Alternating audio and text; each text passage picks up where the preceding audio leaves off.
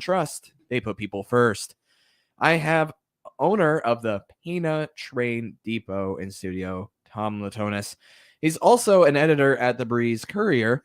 Tom, it's great to have you here. And I say that it's a train depot kind of tongue in cheek because I understand it's a little bit more than that. So tell me what the Pana Train Depot actually is, and let's start there. Okay, Avery, thanks for having me. First of all, it's referred to as an interlocker tower, and the purpose of the tower when it was built back in the 1920s was to oversee the layout of the rails in Pana, and the tower was the focal point where the switches would be thrown from in this building.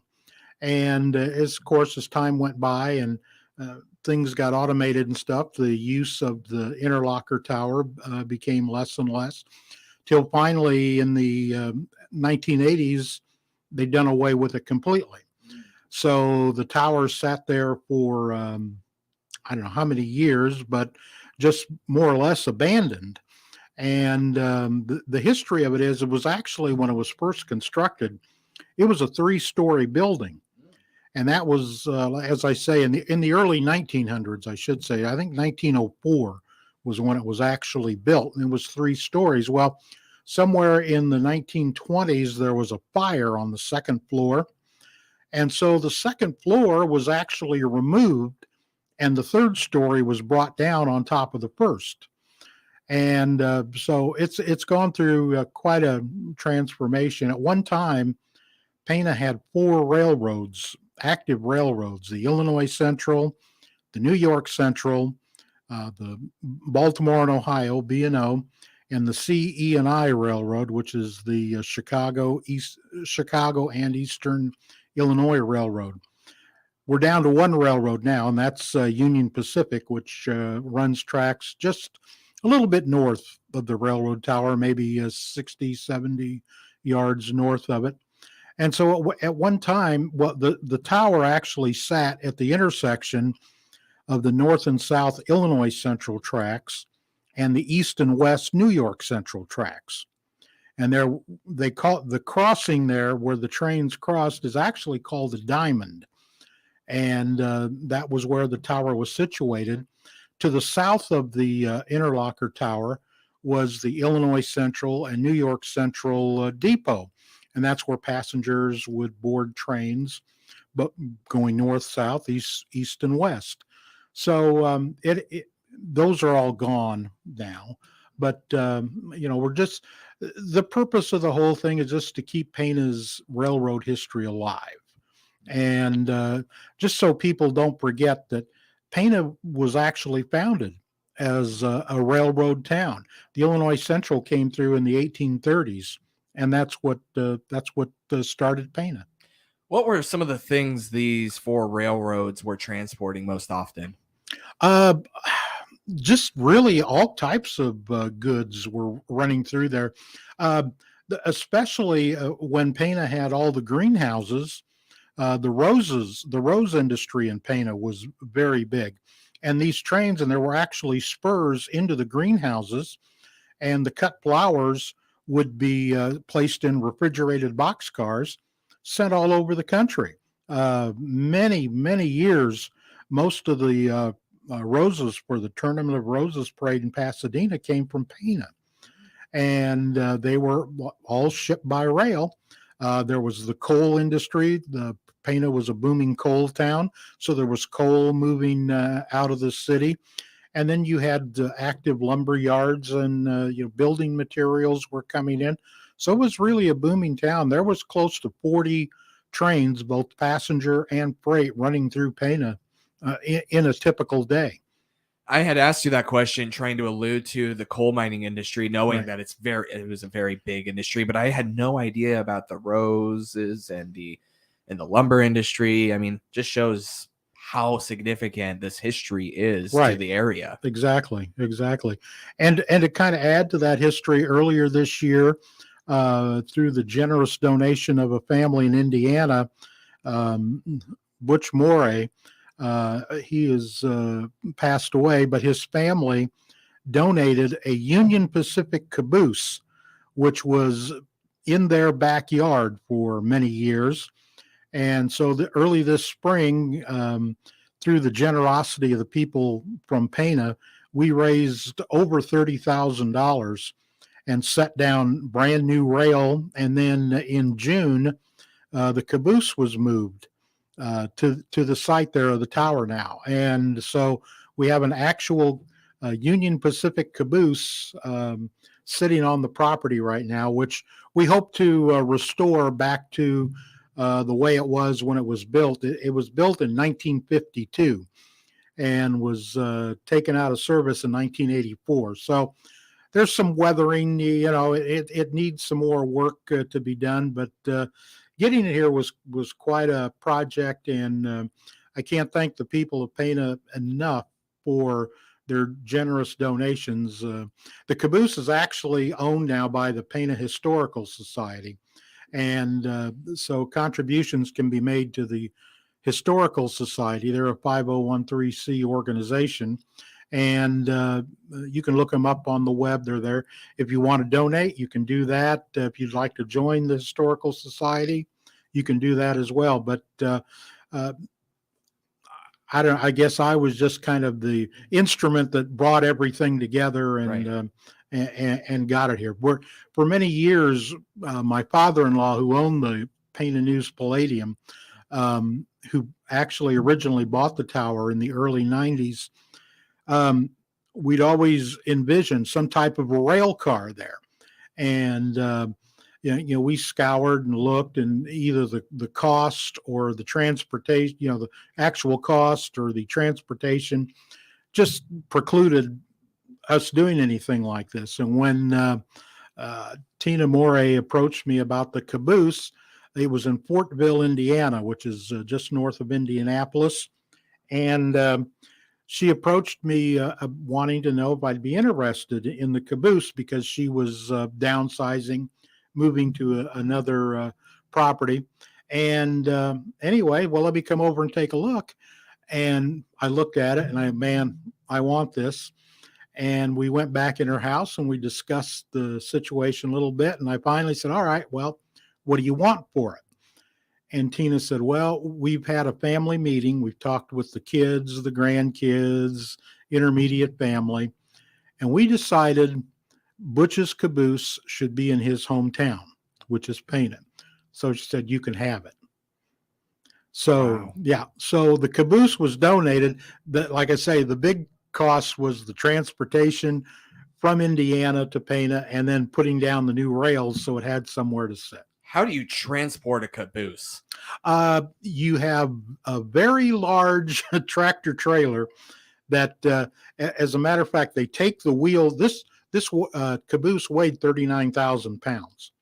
So they actually lifted the body of the caboose off of the trucks. That's the wheels, the wheel assembly. So the wheel assembly came on another transporter, and then the caboose, and that's part of our situation right now. They had to cut a lot of things off the bottom of the caboose so it would fit under the overpasses along the highway.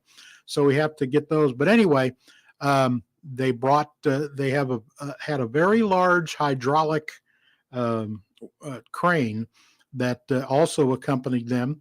They put the wheels down and then they lifted it up off the transporter and set it right down on those wheels. It was quite a day, I have to tell you. It took most of the afternoon, and we had a nice crowd. We had probably close to 100 people kind of camped out. They had lawn chairs and stuff. It was a nice day. And the one good thing was that my father-in-law, Tom Phillips, got to see it. And he passed away at the end of August of this year, but he got to see the caboose, and he got to see it. As a matter of fact, his last words to me, he was there. He had been at my house for a family get together, and we went up by the railroad tower so we could see what had been done and stuff. And I said, "What do you think, Tom?" And he said, "It looks pretty good." And he just looked me in the eye and said, "Carry on." And those were his last words to me. The next morning, he passed away. So, But anyway, so it's kind of a tribute to Tom. It's a tribute to the railroad community. We just don't want the history of railroads in Pana to be forgotten. That's owner of the Pana Train Museum. Yeah, I guess you could. We call it Latonis Train Village. So Latonis Train Village. There you go. yeah, I like that. Owner of Latonis Train Village, Tom Latonis, here on the WTIM Morning Show. We're going to hear more from him, including an event coming up this weekend. Your stream brought to you by Landmark of Taylorville, where you always do better with Landmark, and People's Bank and Trust, where they put people first. WTIM.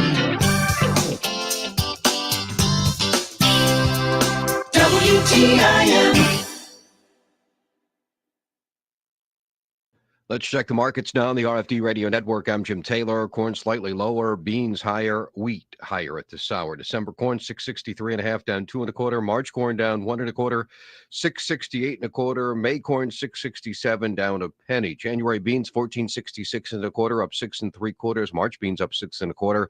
1472 1/4. May beans 1480 up 6. December Chicago wheat 761 up 3 1/4. March wheat up 4, 785 1/2. January bean meal 413.80 up 620. January bean oil 71.95 down to $1.03. Livestock market, January feeders 177.32 down 67 cents. December live cattle 152.30 down 37 cents. December lean hogs 81.75 up 67 cents. In the energy market at this hour, January crude oil 80.55 up 2.35. Jim Taylor on the RFD Radio Network.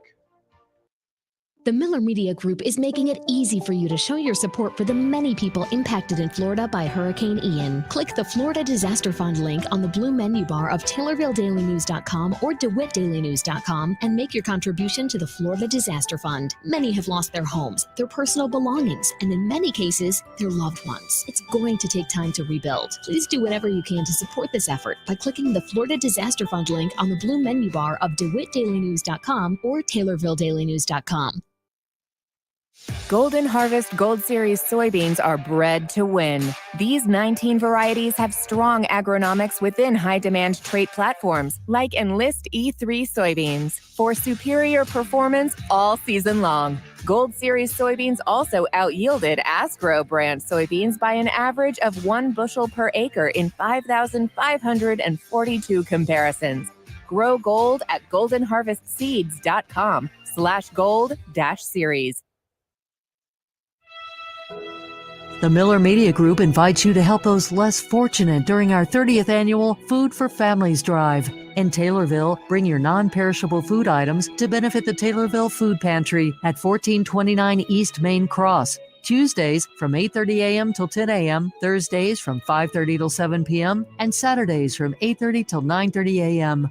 In Pana, put your non-perishable food items in the donation barrels at County Market or at the Food Pantry office at 200 West 2nd Street on Mondays from 9 a.m. till noon or Fridays from 3 to 5:30 p.m. And in Shelbyville, take your non-perishable food items to the First United Methodist Church, 205 West Main, Monday and Thursdays from 10 a.m. until noon only. The Miller Media Group hopes you'll think of those less fortunate this holiday season by giving to these local food pantries during our 30th annual Food for Families Drive. Thank you for caring and sharing this holiday season. Your information station,